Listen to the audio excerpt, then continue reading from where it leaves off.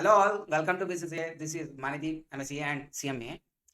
On this August 23rd, CMA final and CMA inter result declare అవబోతున్నాయని చెప్పి institute అయితే అఫీషియల్గా ఎక్కడ by the time I'm recording this video ఎక్కడ అఫీషియల్గా అయితే ఇంకా రాలేదు. బట్ మనకి పాస్ట్ అడ్మిట్ కార్డ్స్ ఇచ్చిన టైంలోనే లైక్ ఎగ్జామ్ నోటిఫికేషన్ రిలీజ్ చేసినప్పుడే అక్కడ లైక్ ఒక టెంటేటివ్ డేట్ లాగా by the latest 23rd August అని అయితే మెన్షన్ చేసింది. సో మాక్సిమం పాస్ట్ ట్రెండ్ తీసుకున్నా కూడా August 23rd is the date of our result. So August 23rd మనం ఎక్స్పెక్ట్ చేయొచ్చు. So I'm not came here to tell about the result date 23rd result అని చెప్పి మీ అందరికి తెలుసు, టెలిగ్రామ్ గ్రూప్స్లో వాటిలో నేను చూస్తూనే ఉన్నాను. దాని గురించి కాదు నేను వచ్చింది. ఈ రిజల్ట్ 1-2 days ఉన్నప్పుడు విత్ ఇన్ అవర్స్లో ఉన్నప్పుడు యాజ్ అ స్టూడెంట్ చాలా ప్రెషర్ ఫీల్ అవుతూ ఉంటాం. చాలా ప్రెషర్, ఒక సైకలాజికల్గా లైక్ మెంటల్గా చాలా చాలా ప్రెషర్గా తీసుకుంటూ ఉంటాం. సో నేను దాని గురించి ఒక 2-3 minutes మాట్లాడదామని వచ్చాను అంతే. టైం ఉంటే చూడు, ఓకే 2-3 minutes మాట్లాడదామని వచ్చాను. నా పర్సనల్ ఎక్స్పీరియన్స్ కూడా ఒకటి షేర్ చేసుకుందాం అనుకుంటున్నాను.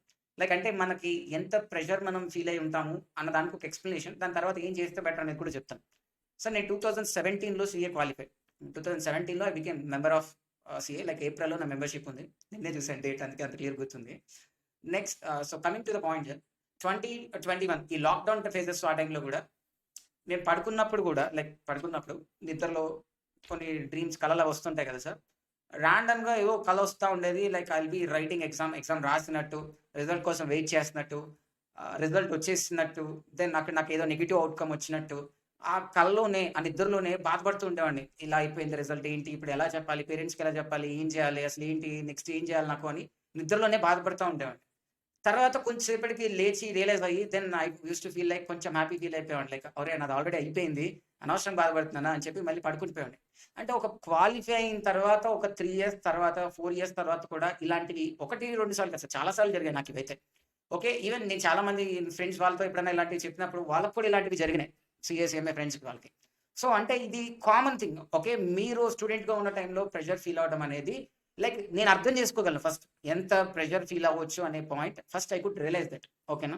సెకండ్ థింగ్, ఒకటి ఇది నేను మీకు చెప్పాల్సిందే సార్. ఇక్కడ నుంచి నేను చెప్పడం చాలా ఈజీ, కానీ అట్ సైడ్ యాజ్ అ స్టూడెంట్గా మీరుండి తీసుకోవడం ఇది కొంచెం కష్టంగానే. బట్ వినండి సార్, అది ఏదైనా అవనివ్వండి, రిజల్ట్ అవుట్కమ్ ఫిక్స్ అయిపోయింది ఆల్రెడీ. మనం ఏం మార్చలేం ప్రజెంట్ ఇప్పుడైతే. We cannot change this way or that way.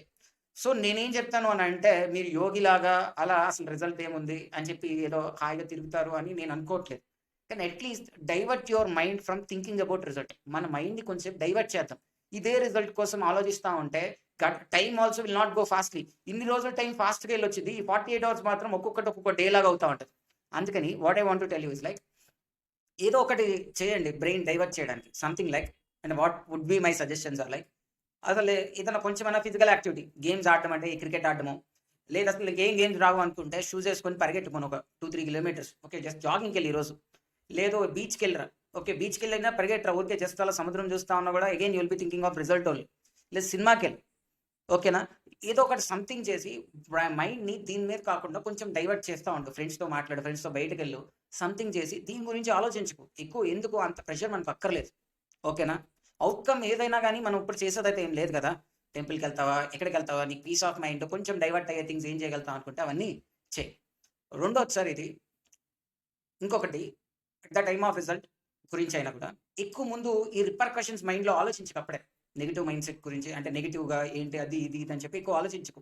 Just కొంచెం కామ్గా ఉండటానికి ట్రై చేయి.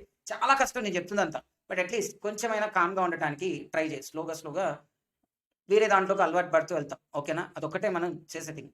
ఇంకొక థింగ్ సార్, నేను ఇది చెప్పాలనుకుంటున్నాను. నేను truly sir, first from the BCCA we are wishing you very all the best sir. మీరు ఫస్ట్ సక్సెస్ అయ్యాము అని చెప్తే చాలా చాలా హ్యాపీగా ఫీల్ అయ్యేదైతే మేము. ఓకేనా, మేము చాలా హ్యాపీ ఫీల్ అవుతూ ఉంటాం. మీ ఫ్యామిలీ ఎంత హ్యాపీ ఫీల్ అవుతుందో, even from BCCA will feel so happy when you clear the exams. ఓకేనా. రెండోది, ఈ ఒక్క పాయింట్ నేను చెప్పాలనుకుంటున్నాను సార్, బికాజ్ రిజల్ట్ నువ్వు చూస్తున్నప్పుడు నీ పక్కన మేము ఉండకపోవచ్చు, నీ పక్కన నుండి మాట్లాడడానికి ఉండకపోవచ్చు, అందుకని ఈ మాట చెప్తున్నాను.